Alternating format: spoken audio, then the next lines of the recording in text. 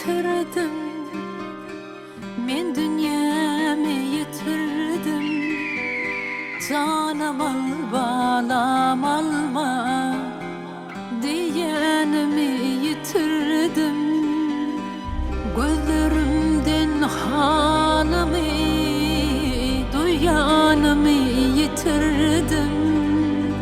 Dinim imanım yani uyanımı yitirdim. Yalan ağlap bilmeni köyyenimi yitirdim. Günkü bidin hemmeni çoyanımı yitirdim. Ece can mehrine dar, ece can görüsüm yelye. Ece can mehrine dar, can kelebem görüsüm yelye. Aç olsa da dok değil, imanımı yitirdim. Bir de yüpek giydirip giymenimi yitirdim. Yitirdim, yitirdim. Canım ecem seni yitirdim. Yitirdim, yitirdim. Canım ecem seni yitirdim.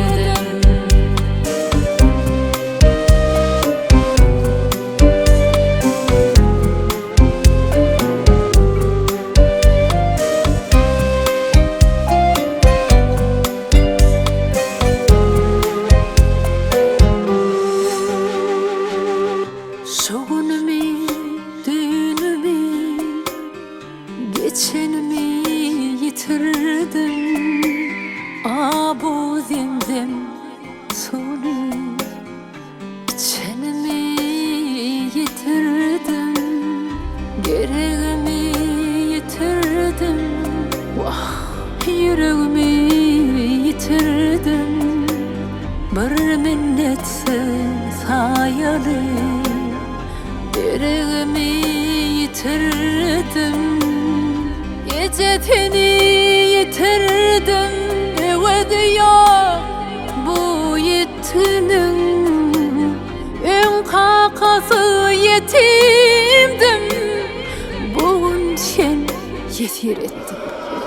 Ece can mehrine dar, ece can görüsüm yelye. Ece can mehrine dar, can kelebem görüsüm yelye. Ece seni yitirdim, kepen ok gözü ahım. Önkü yitiren zatlarım, yitim delikin ahir. Yitirdim, yitirdim. Canım ecem seni yitirdim. Yitirdim, yitirdim. Canım ecem seni yitirdim. Ece, ece can seni yitirdim. Sesim pestir yitirdin. Kebem adın ağlamda lavlap yan yar setirdim. Ecem can seni yitirdim.